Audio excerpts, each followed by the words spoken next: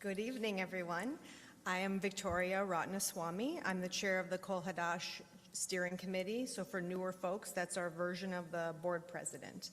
I wish everyone a Shana Tova and to welcome you to our beautiful, meaningful, and thought-provoking Kol Nidre service. In our new era, this welcome includes all of you in the room, all of the people participating streaming, and because these services are accessible online later, all of our future watchers.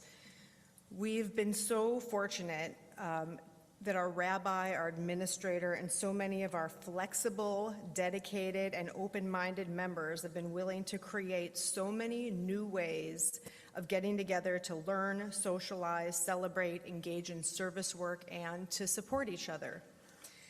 Over the past 18 months, we haven't been able to rely on previous practices and templates. We can't just do it how we did it last time. So creativity and resourcefulness have strengthened our community, and it's been really inspiring. We prefer to be together, and going forward, we don't want to abandon all of the new multi-access options for community members to participate. And by community members, I include our larger humanistic Jewish family who have been regularly joining us from all over the world.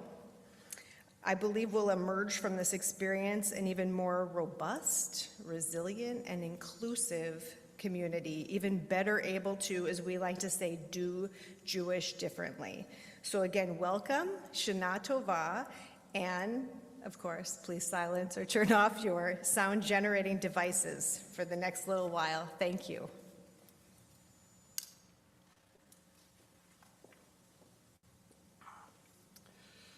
Shana Tova, a happy and healthy new year to all here and not here, or here virtually. In some ways, the virtual is more real these days than in person. This feels like a dream, to be back in a room with people to celebrate Kol Nidre. Kol Nidre, Yom Kippur Evening, is the beginning of the end of the beginning. Our Jewish New Year festival is 10 days long. It marks the beginning in the Jewish calendar of the counting of seasons and of time and of years. And at the end of that, we enter into this period we call Yom Kippur. In the Bible, it's called Yom HaKippurim, a plural, a day of atonements. But for us, it really is a sense of the passage of time.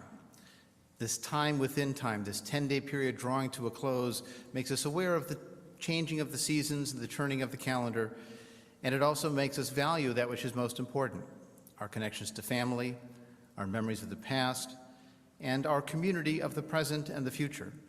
And that is why it is with great joy and pleasure and pride that I'm able to celebrate these services with you, and we are able to mark this occasion, this passage of time together. Our service begins on the first page of the Yom Kippur Yom Kippur Evening service, which you'll find in the more or less middle, a little before the middle of the service booklet if you have it with you. If you are online, we'll be showing the readings and songs as we go through the service. One note for those who are online, there are automatic captions being generated on the video, which is fine for the English. But when we try to sing Hebrew, you'll find very funny captions coming out as Zoom tries to figure out what we're saying in English when we're singing something in Hebrew. So if you want to be amused, you can leave the captions on. If you'd prefer not to, you can always just click the CC button on your Zoom window and turn off the captions. But for those who are here, I invite us to open our hearts and our minds, and we begin with our choir singing us into Yom Kippur with the nigun, whose words matter less than the fact that we can experience the singing together. And if you feel moved to hum along where you are as you pick up the melody, please do. La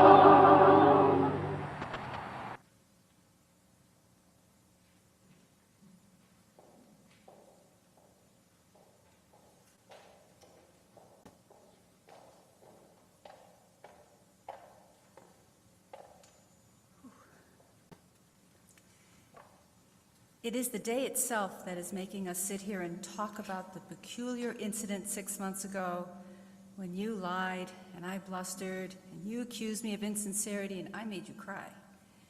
An incident that neither of us can quite forget, but we can't quite mention either, and which has been slowly corroding the trust and love we once had for one another. It is the day that has given us the opportunity, indeed the responsibility, to stop talking of our usual business and reopen a case we pretended to have put out of our minds. There is peace between nations and peace between people. There is peace in the world around us and peace in the stillness of our private selves. The reflection, forgiveness, quiet, and contemplation of Yom Kippur create the setting for peace to find roots, but it cannot happen without our consent. It is our will to be willing, our openness to being open, that are the first steps to finding peace in our hearts and with others.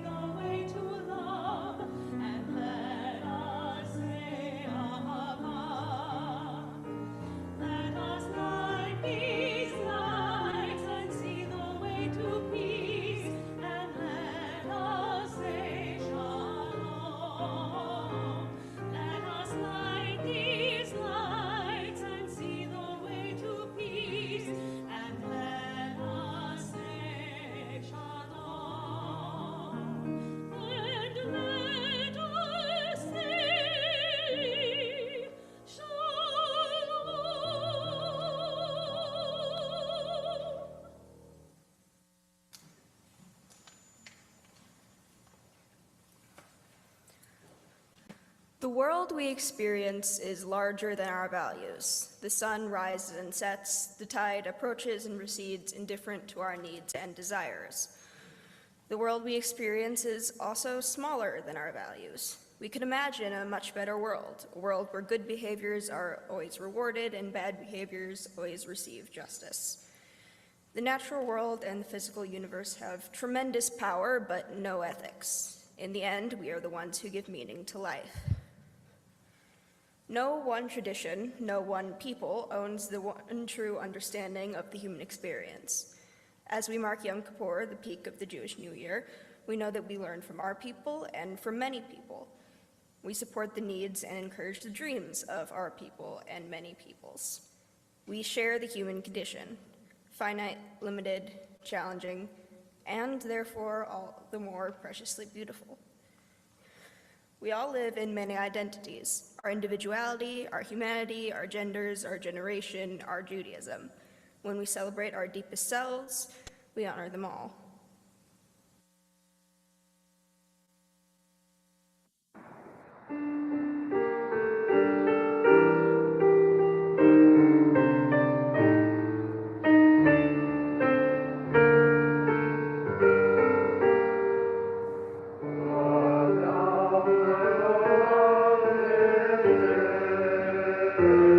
Oh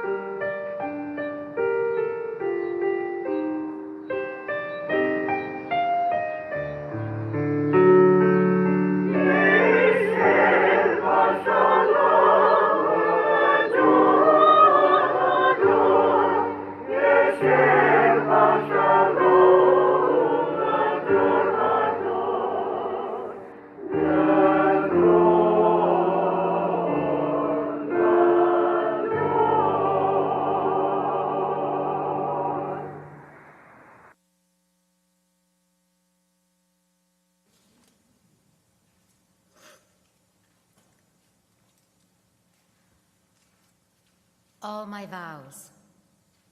A vow, less than contract, more than promise, unenforceable, inescapable, unless, who can release me? Are vows made to others or to myself? Not for sacred honor, nor for soul salvation, nor for fear of cosmic punishment or reward. The power to vow at age 12 was the original bat mitzvah, without Torah reading or public honor. Instead, the power to make a binding commitment Father could not overrule. Unenforceable, inescapable, unless, when we promise and vow, prohibit and permit, we decree our own laws, self-commandments. If we strive and fail, we disappoint others and ourselves. Yet we know that to fail is to be human, and punishing failure should be to improve, not to avenge. Unenforceable, inescapable, unless, kol nidre, all my vows, all that I try and fail, all that I want and wish, all that I am and strive for, all that I keep and all that I learn to let go, to begin the new year with new purpose.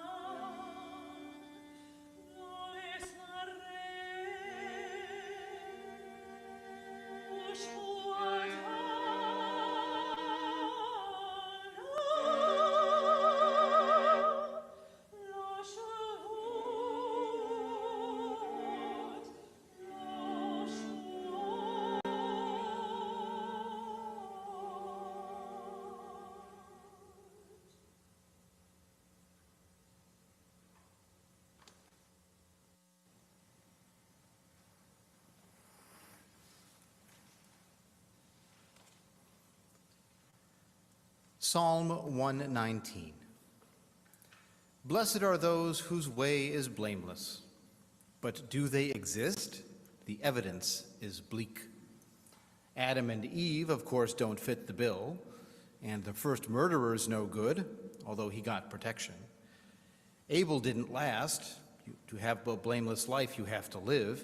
And Noah, righteous in his generation, was, the rabbis tell us, righteous only when compared with those God wiped out in the flood. And Abraham talked back and tried to kill his son, and threw a helpless woman and her child into the desert with one loaf of bread, and served non-kosher when God came to lunch. And Sarah laughed at God and beat the servants. Lot committed incest at least twice while drunk, and passive Isaac much preferred the son God didn't want. And Jacob, as we know, stole, although his inability to bargain when in love redeems him in my eyes. And Joseph as a child was an obnoxious brat, and later was a prig, and when he had the chance, tortured his father over Benjamin. And Moses was a murderer in his youth, which could perhaps be justified, but still he had a temper, smashed the stones on which God had engraved some maxims for us all, and after ordered a general massacre. Should I go on? Joshua's atrocities have turned much stronger stomachs than my own. And David? He's no prig for sure, and who am I to hold adultery against him? But to send the husband to the front and have him killed was, I must be frank with you, not nice. I come back to the psalm which asks, verse 9, how can a young man keep his way pure? And the ladies have their problems too, I know.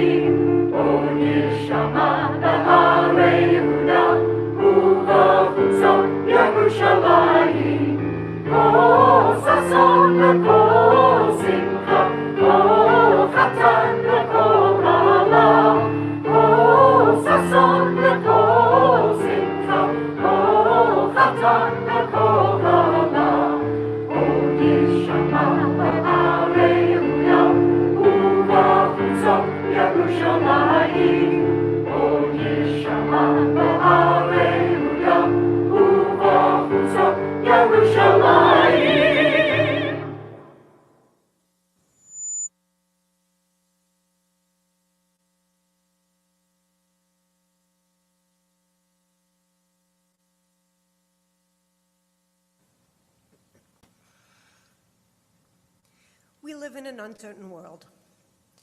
Our ancestors feared an unknown future, controlling little of their fate. They looked beyond this world, imagining that if they did not know what would happen, at least something did. Their high holidays were days of judgment. On Rosh Hashanah, we will be inscribed, and on Yom Kippur, we will be sealed. How many will pass from the earth, and how many will be created? Who will live and who will die? Who by water and who by fire? And they prayed that repentance, prayer, and charity could avert the decree. We live with not knowing. If we are to be saved, we humans must do the saving. If we are to live, we must do the living. No one knows what the new year holds. If there is to be a better life, it is we who must address who will rest and who will wander, who will live in harmony and who will be harried, who will enjoy tranquility and who will suffer, who will be degraded and who will be exalted. We live in the unknown, yet an unknown future is also our freedom.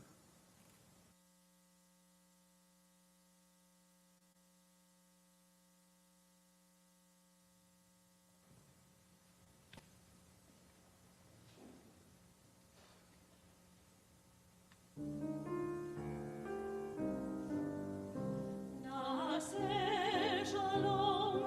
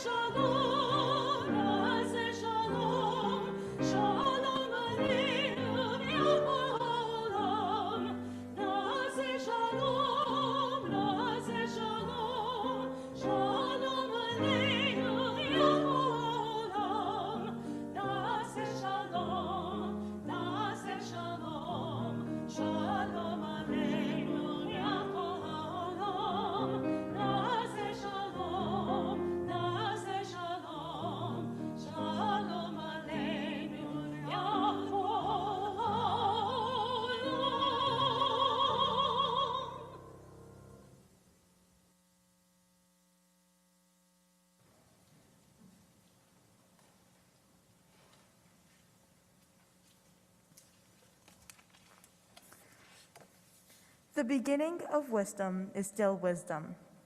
The first brick in a foundation does not define a building, but without it, nothing would stand. The first step down a path can still help us to see our ultimate goal. Like the human heart, the Torah contains love and hate, violence and compassion, caring and cruelty. Like the Jewish experience, the Torah expresses the joy of community, the fear of the foreign, and the challenges of life. If it is the beginning of Jewish wisdom, it is neither the peak nor the end of our knowledge. It is no wonder that this should be true. It was the Jewish experience and human beings that created the Torah. The Jewish people have read and interpreted, understood and misunderstood, imagined and recreated these passages in their own image from generation to generation. Since the Torah's completion 2,500 years ago, humanity has progressed tremendously in ethics and philosophy, in law and literature. Let us return to our first steps, that we might see where we may travel in our days. Please rise as we remove our Torah scroll from the ark.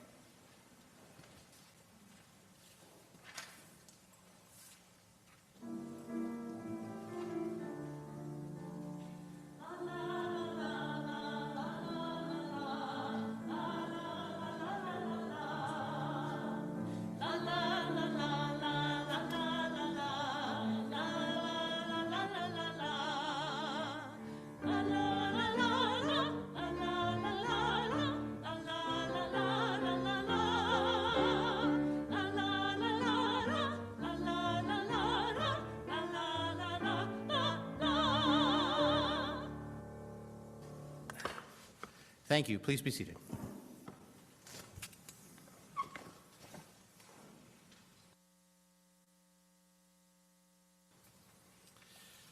Tonight we explore the Jewish house divided. There is perhaps no Jewish house more divided than the house of Jacob, who is later renamed as Israel.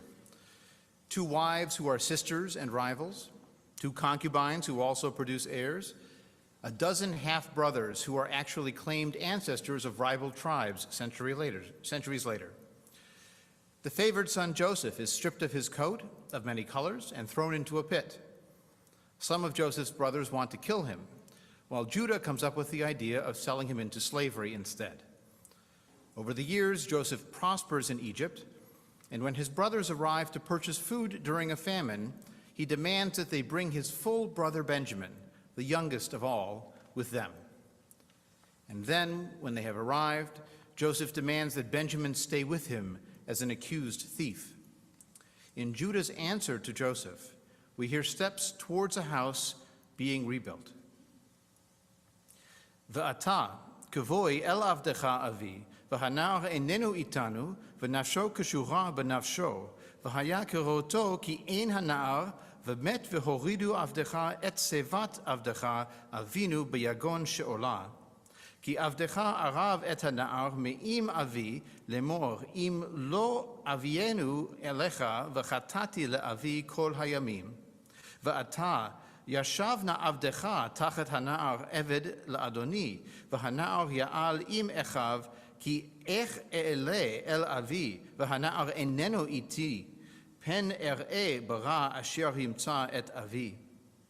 ולא יכול יוסף להתאפק לכל הניצבים עליו, ויקרא הוציאו כל איש מעלי, ולא עמד איש איתו בהתוודע יוסף אל אחיו.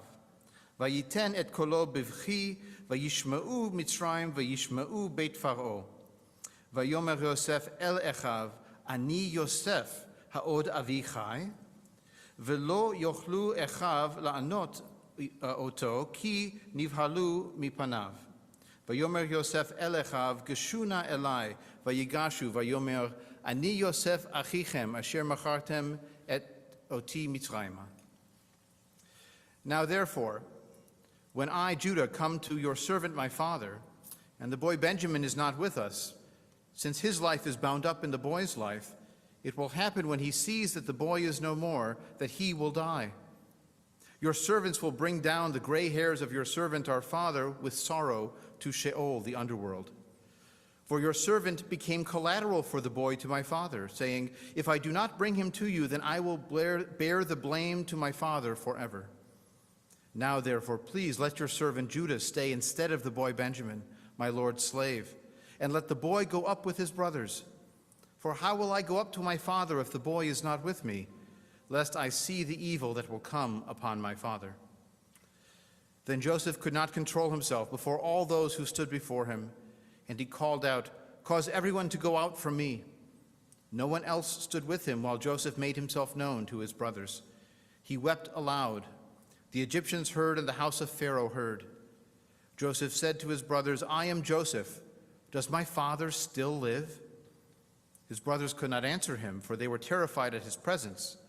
Joseph said to his brothers, come near to me, please. They came near. He said, I am Joseph, your brother, whom you sold into Egypt. At this climax of the Joseph saga, the longest sustained narrative in the Torah, Joseph tests his brothers. Will they now stand up for the youngest among them, seeing how they had treated Joseph? If they fail and they leave Benjamin with Joseph, Joseph will have saved his full brother. But Judah does stand up for the youngest brother. Judah offers to stay as a slave in his place, and he shows care for their father as well.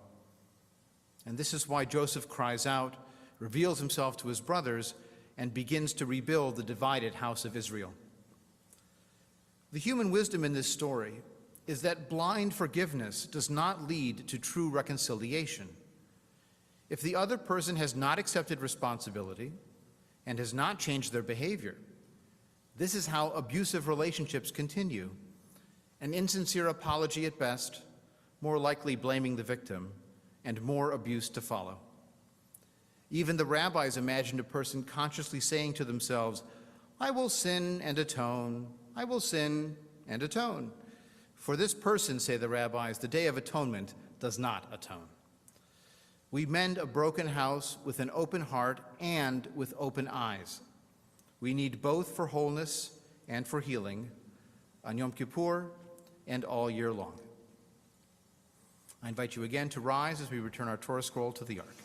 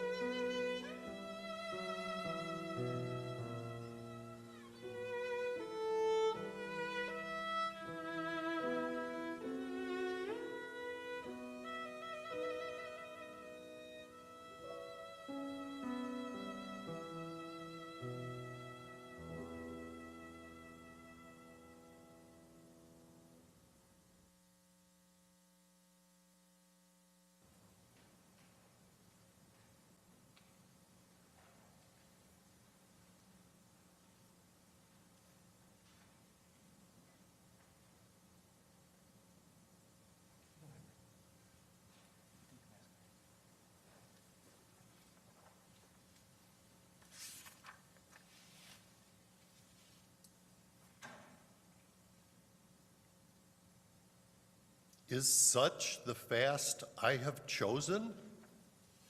A day for people to afflict their souls?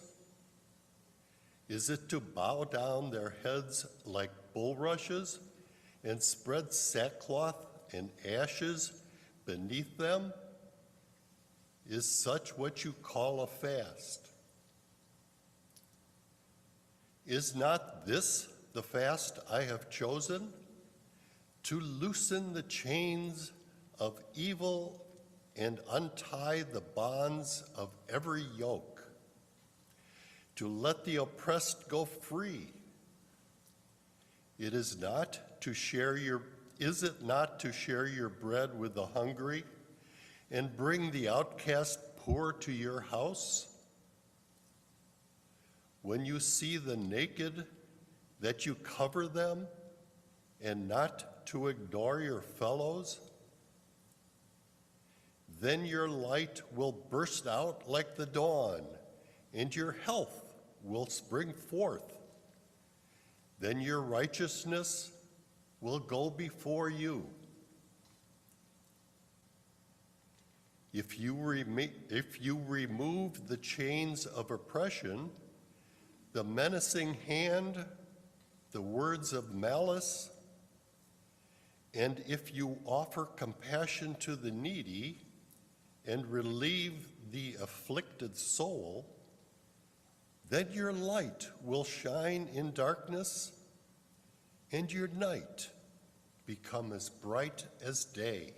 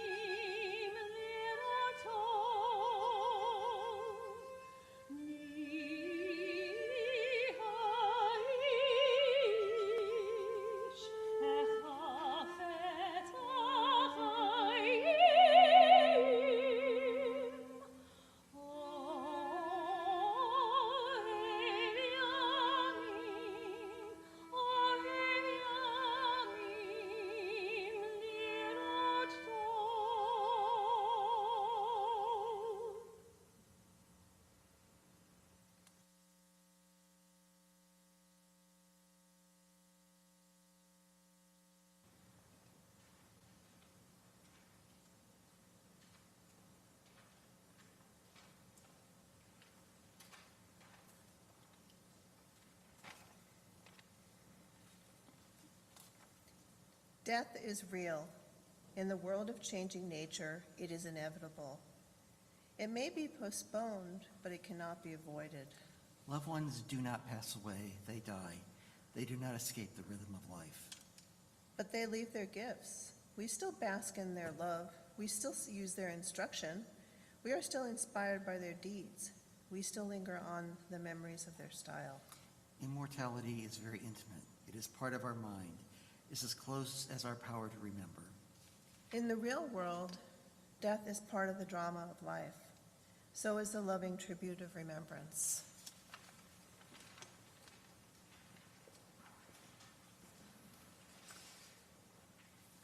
If you are comfortable doing so, could I ask you to please stand for just a moment?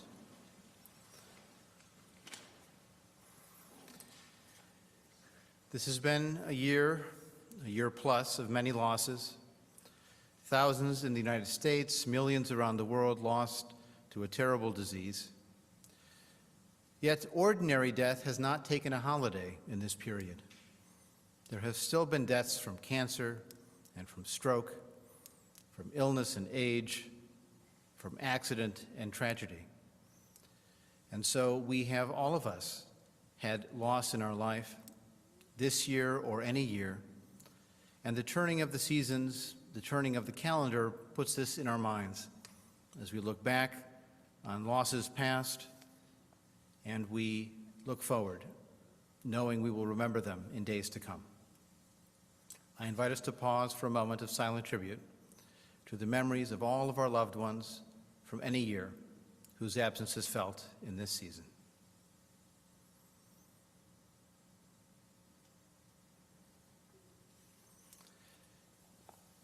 In Jewish life, we say, Zecher Tzadikim Livracha, the memory of good people is a blessing to us. Please be seated as we hear a song of love.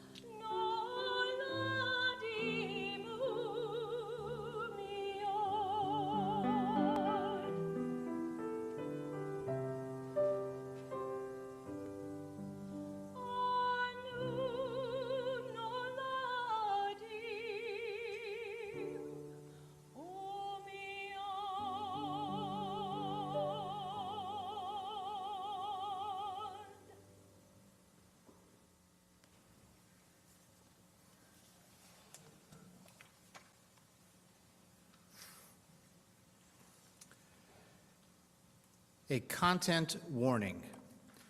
This Yom Kippur sermon will be mostly focused on Jews. Now, this warning is probably not needed at other congregations. At Kol Hadash, we treasure our whole congregational family and our guests of other heritage who celebrate with us, which also means they are part of our mishigas, our absurdity. We thank you and we love you as you love us. Tonight, we sympathize with you as we work through some family business. And since Jews are people too, perhaps we can offer some insight into the general human condition. One could argue that the Jewish house divided all goes back to the disaster of 1492. Yes, in 1492, Columbus sailed the ocean blue. It was also the year of the Jewish expulsion from Spain, which followed expulsion from England and from France 200 years earlier. 1492 was a watershed because it drew three intellectual battle lines that we still face today. First, the disastrous expulsion threw thousands of Spanish-speaking cosmopolitan Sephardic Jews into the Ottoman Empire. The Jews already living there mostly spoke Arabic and did not always get along with the snooty new arrivals with broader horizons. How connected to the wider world of human culture and values should Jews be? For that matter, what is the proper balance of open and insular for any cultural group? Second battle. Post-disaster, the Sephardim also wound up in Holland and other Dutch colonies, including New Amsterdam, later New York, where you can still find a few Jews here and there. How can one Jewish tradition survive the distance, the time, and the pace of change of globalism, both then and especially now? The third battle. Just 2 years after the first Jews arrived in New Amsterdam, in Old Amsterdam, Baruch Spinoza, a Sephardic Jew, dared to say what he truly believed, and rabbinic authorities of his day excommunicated him. In some ways, this was a self-inflicted disaster, because how can we be one Jewish community if we are of many minds and cannot coexist under one roof? These three battles, balancing openness and insularity, maintaining unity despite dispersion, and balancing communal unity with intellectual diversity, the battles did not begin with the expulsion from Spain in 1492. They just became intensified. Rabbinic arguments in the Talmud are legendary. Maccabee pietists and Jewish Hellenists battled over how connected Jews should be to wider Greek culture 2 centuries before the Common Era. And debates between Jewish centralization and Jewish dispersion run through all of Jewish history, from the myths of Exodus and conquest in the Bible to modern Zionism. Some consider Yom Kippur as a time of Jewish unity, when those who never attend synagogue find their way, and even those not attending services may observe in their own way. Fasting, walking in nature. I read just today that about 50% of American Jews choose to fast on Yom Kippur, and that means 50% choose not to fast on Yom Kippur. In Israel on Yom Kippur, hundreds of secular Jews take advantage of mostly empty roads for mass bicycle rides. That is their Yom Kippur, I'm not joking. And everywhere, there are some who choose to eat on purpose on Yom Kippur and willfully violate the fast with non-kosher food as an expression of their Jewish freedom. An anti-tradition is still a kind of tradition. But once you are counting both tradition and anti-tradition, that's not really Jewish unity anymore. We're all doing something on the same day, but we're not doing remotely the same thing with the same intention. Once upon a time, the United Jewish Appeal tried to inspire Jewish unity with the slogan, "We are one." You can hear it in the institutional names: United Jewish Appeal, Jewish United Fund of Metropolitan Chicago, Hebrew Union College. To be honest, Jewish unity would not be the message I get from reading our founding biblical literature. Here is a partial list of biblical divisions. Cain versus Abel. Abel dies. Isaac versus Ishmael. Ishmael is expelled. Jacob versus Esau. Esau disinherited. Joseph and his brothers. Joseph sold into slavery. Miriam and Aaron versus Moses. Miriam cursed with leprosy. Moses versus Korach the Levite. Korach and his rebels swallowed by an earthquake. King Saul and King David to be. King to be David. Saul tries to murder David, and then Saul is killed by the Philistines with David nowhere to be found. There are conflicts between Israelite tribes, between kings and prophets, between prophets and prophets, between prophets and priests, between those who worship Yahweh among many gods, and those who work for Yahweh Eloheinu, Yahweh Echad, Yahweh our God, Yahweh alone. And that's just the Bible. Wait until you get into real history. Maccabees and Hellenists, Jewish philosophers like Maimonides, and Jewish mystics who burned Maimonides' philosophy, Hasidic pietists and their traditionalist opponents, traditionalists versus enlighteners, Zionists versus cultural autonomists versus internationalists. Tainu, enough. Do you hear these same battle lines in history? How exposed to the outside world should we be? How do we maintain a core tradition? How far can we move and change while still being connected to each other? Forget we are one. Were we ever one? We are certainly not one today, and painfully so. Let me explain one example from just a couple of months ago. Many who suffer ask the same question: why did this disaster happen to us? Some Jews ask a related question: why did all these disasters happen to us on the same date? The 9th of Av marks the destruction of both Jerusalem temples, at least traditionally, never mind how unlikely it is that both would be destroyed on exactly the same day, centuries apart. The 9th of Av is also claimed as the date of other Jewish tragedies. Supposedly, the spies returned from the Promised Land, claiming the land is unconquerable on that date. The Bar Kokhba revolt was supposedly crushed in 133 of the Common Era on that date. And the Jews were expelled from England in 1290 and from Spain in 1492 near that same date of the 9th of Av. This new disaster this summer was not only the same date of Tisha B'Av, it was in the same place, the western wall of the Temple Mount in Jerusalem. Built by King Herod the Great, a divisive figure in his own right, that surviving wall is an impressive sight, a place of Jewish pilgrimage and prayer for centuries. The first time I visited in the mid-1990s, despite the gender segregation and other problems at the site, I was very moved to touch the stones and feel how smooth they were from all the generations of my people who had touched those same stones. Now, the Western Wall is run under ultra-Orthodox control, so men and women cannot pray or even stand together, and women are restricted in their use of Torah scrolls and other traditionally male rituals. An organization called Women of the Wall has been fighting this for over 30 years. 8 years ago, a new platform around the corner from the Western Wall to the south side of the Temple Mount was built for egalitarian prayer services. It is out of sight of the ultra-Orthodox praying at the Western Wall, but clearly not out of their minds. This past Tisha B'Av, members of the Masorti, or conservative movement in Israel, tried to hold an all-gender service at the South platform, including women reading from the biblical book of Lamentations. Tragically, the event was crashed by hundreds of right-wing Orthodox Jews who shouted, cursed, even brought their own mechitza partition to try to resegregate the genders. In fact, for each of the 9 days of mourning from the beginning of the month of Av to the 9th, this same group had sent troops to the egalitarian platform to occupy it with gender-segregated study sessions and prayers. We are one, even on a date that warns of the dangers of mutual hostility. On the very site those dangers were realized.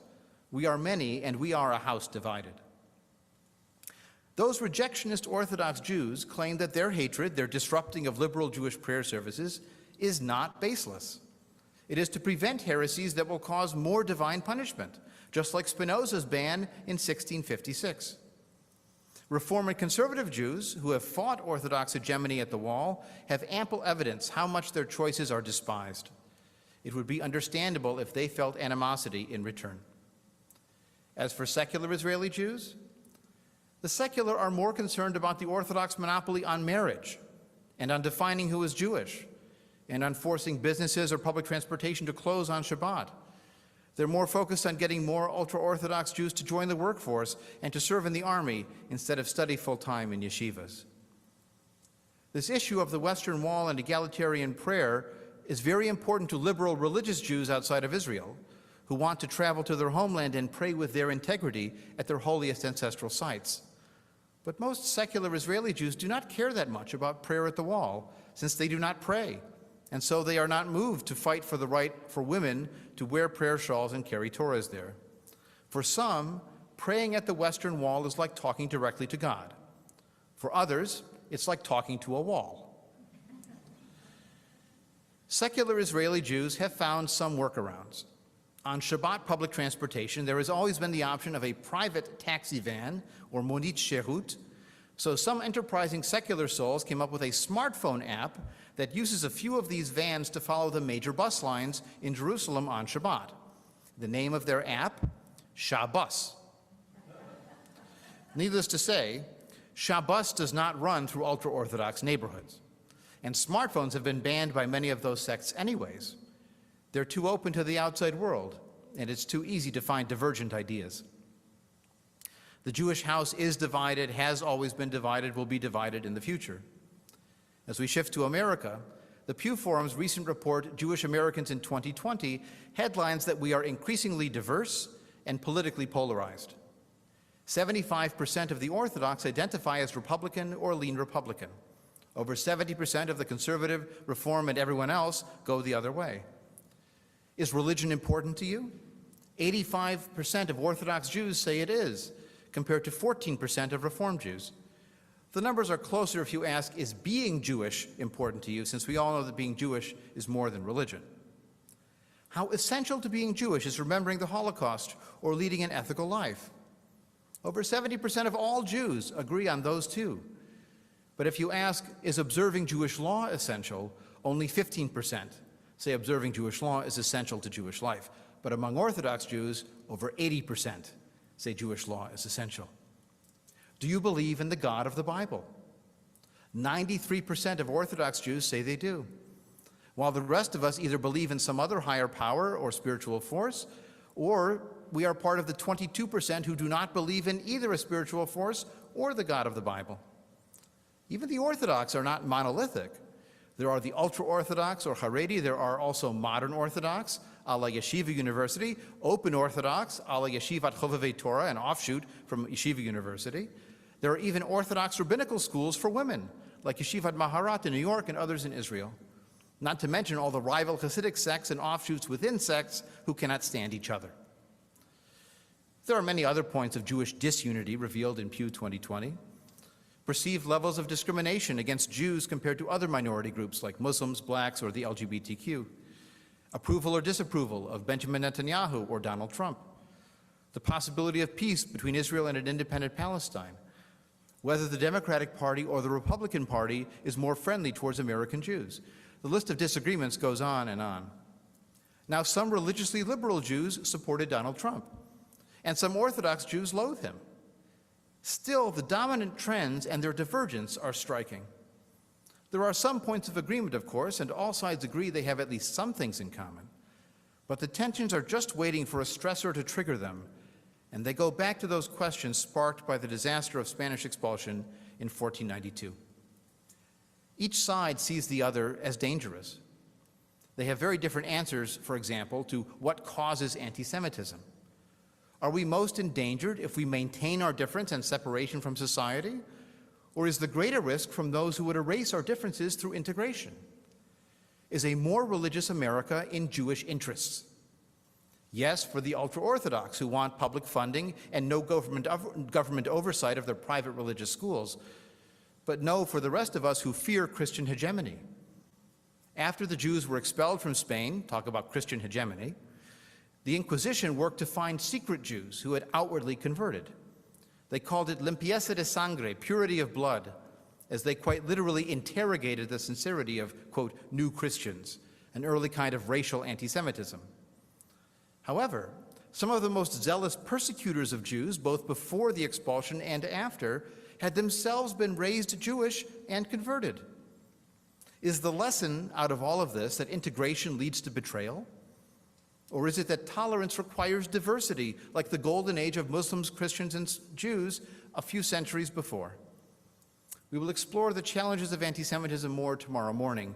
It was a high holiday sermon topic all on its own for me just 2 years ago, but alas, it seems to be ever relevant. Even today, each side of this divided Jewish house sees the other as collaborating with the enemy and naively betraying their Jewishness for outside approval. Politically progressive Jews defend the Israel-critical squad in the House of Representatives, and politically conservative Jews defend right-wing anti-diversity and anti-immigrant rhetoric. Just as Spinoza and his rabbis could not get along, the Jewish house today faces a fundamental disagreement about the core message of Jewish ideas and the Jewish experience. Is our best strategy sympathy with all oppressed, or should we emphasize self-advocacy because we cannot rely on the kindness of strangers? And there's the issue of Israel. We are not afraid to talk about the Jewish state and its complications and contradictions here. Israel is a point of pride for its creative secular Jewish culture, and disappointing for its treatment of its own minorities, both Palestinians of Israeli citizenship, aka Israeli Arabs, and the dilemmas of the occupied territories. I see our engagement, or at least my engagement, as a kind of tough love, not indifferent, still connected and grappling. Zionism, the term itself, has become a lightning rod word, since it can stand for everything from believing in ethnic self-determination for both Palestinians and Jews, to a messianic greater Israel ideology of Israel for the Jews alone and not a state for all its citizens. Even explicitly self-labeled anti-Zionist Jews Whether politically progressive or ultra-Orthodox Satmar Hasidim, they spend a lot of their energy talking about Israel. They're still engaged, they're still connected, they're still grappling. Obviously, I am not going to solve the issues of Israel or a Jewish house divided or how to balance particularism or universalism in one sermon. I can highlight the fault lines, see the dynamics at play, seek a way to coexist. Several years ago, as a parallel example, we hit an inflection point in the growth of Kol Hadash. Many of you may know, and some remember, that we emerged as a split-off from a longtime humanistic congregation called Beth Or, which our Rabbi Emeritus Daniel Friedman helped convert from Reform to Humanistic in the late 1960s. Beth Or itself closed in 2010. As you can imagine, a congregational house divided can be as bitter as a divorce. Some years after the split, a family who had been on the other side left Beth Or and wanted to join Kol Hadash. It was very difficult to reprocess those emotions, but we knew that ours would be a wide tent congregation and we would find a way to coexist in one sanctuary with people who might not like each other. We were able to move forward. I do not know what inflection point may come in the Jewish house divided, and we will talk more about how to start to mend our divided houses tomorrow, as Jews and as Americans. What I would remind us today is that in so many ways, we are the Jewish majority. The Jewish majority that celebrates same-sex marriages and intermarriages with wonderful partners. The Jewish majority that welcomes immigrants and celebrates diversity. The Jewish majority that celebrates Jewish freedom to make Jewish choices about Jewish life. Only in America could our house be so divided and yet coexist next to each other. In Highland Park, near Lake Cook Road, there are two Jewish restaurants that are neighbors to each other. Mizrahi Grill, which is kosher and Middle Eastern food, and Max's Deli, which is Ashkenazi deli food, and clearly not kosher if you look at the menu. I know plenty of Jews who are happy to eat at both, depending on what they feel like eating. Max's Deli is open on Yom Kippur, but the patrons and workers at Mizrahi Grill do not protest. They coexist. And sometimes, when you live in a house divided, coexistence is quite the achievement. There is a famous Jewish value of shalom bayit, peace in the home. Sometimes you forego vengeance and anger and bitterness, or you take positive steps to repair relationships in the interest of shalom bayit. Because Hebrew is a language of many layers, we can also read shalom bayit a bit differently, because the same root is found in shalom, peace, and in shalem, whole or complete. If we cannot have complete shalom bayit, peace in one home in which we disagree, we can work first for a bayit shalem, a home no longer divided, in which we can share a roof and start a conversation. Again, I wish you a Shana Tova, a year of challenge, but also of achievement.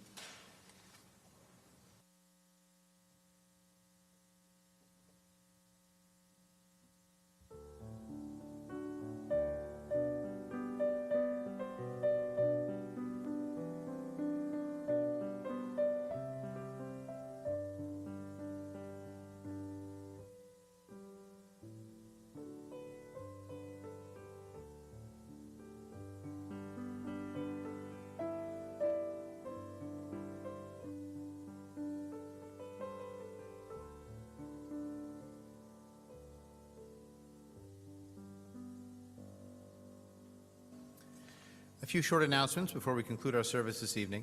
I'd first like to thank the readers in our service tonight. They were Irene Chase and Jeremy Gibson, Julia Ratnaswamy, Kathy Schoenbrod, AJ Shalom, Maya Shalom, Rick Henriksen, Sandra Schechner, and William Brinkman. I have a special thank you to offer to our setup and takedown schleppers who helped to set up the sanctuary and the lobby for this program. They were Irene Chase and Jeremy Gibson, David Hirsch, Terry Cass, Mike Lippitz, and Lori Schiller. Those of you who are here in person, feel free to take your service booklets with you, especially if we're going to be online tomorrow. We have plenty. We printed more than we needed, as it turned out, with the turnout we got. So please feel free to take one with you. After all, it has this year's year on it, so we can't use it next year anyways. We are offering again the opportunity to do some good for our community. We are collecting goods for a safe place, which is a shelter for battered women and children. That drop-off will be after our morning service tomorrow between 12:15 and 1:15 right here at the North Shore Unitarian Church. There was a wish list that was sent out. There's also a flyer in the lobby. If you'd like to take that, see what you have or go out and buy some things and help support a very worthy cause. What is the opposite of a progressive dinner? It is when you stay in one outdoor location and drink. And so we are planning a outdoor, not quite progressive dinner on October 9th, starting at 5 o'clock. Again, there's information in our chauffeur newsletter, on our website, and also in the lobby. I hope you'll join us for an outdoor, socially distanced, but very enjoyable experience. Drinking away our troubles, well, we have to drive home, so we'll keep it within reason. On your blue sheet that you received with your service booklet, you have our upcoming schedule of services. We resume our Yom Kippur morning services tomorrow at 10:30 a.m., both in person and online, of course. Our family service will be held at 2 o'clock, and our memorial and concluding services at 3:30 p.m. tomorrow afternoon. And also, I want to make sure to thank our High Holidays Committee that helped to plan and execute our services safely and in a way that both will be meaningful and important for the long-term legacy of our congregation. On the back of our congregational thank you sheet, there is a list of upcoming events in the congregation because this is just the beginning of our congregational year. Many of our upcoming events will be hybrid online and in person, and some will be online only. So we hope to see you back in one format or another, everyone who is watching this at the moment, in the coming months. And so our concluding song is on the last page of our evening service. It is a song that wishes each other peace, love, and joy, and it was originally written in this congregation of the North Shore Unitarian Church and adapted by our own Rabbi Emeritus, Daniel Friedman, to include a Hebrew verse of Shalom Aleichem, peace to you. And so I invite us who are here, and even if you're online as well, to sing peace, love, and joy be with you.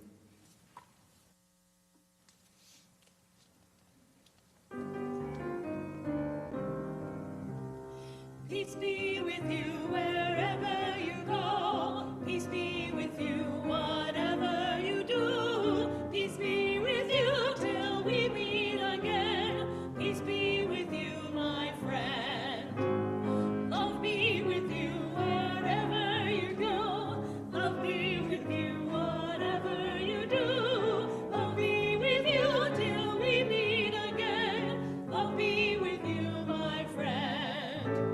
Joy be with you wherever you go. Joy be with you whatever you do. Joy be with you till we meet again. Joy be with you, my friend. Shalom Aleichem, Shalom, Shalom. Shalom Aleichem, Shalom, Shalom. Shalom Aleichem, Shalom, Shalom. Shalom Aleichem, Shalom. Once again, I wish you a Shana Tova, a Happy New Year, and please wish Shana Tova to the people sitting near you.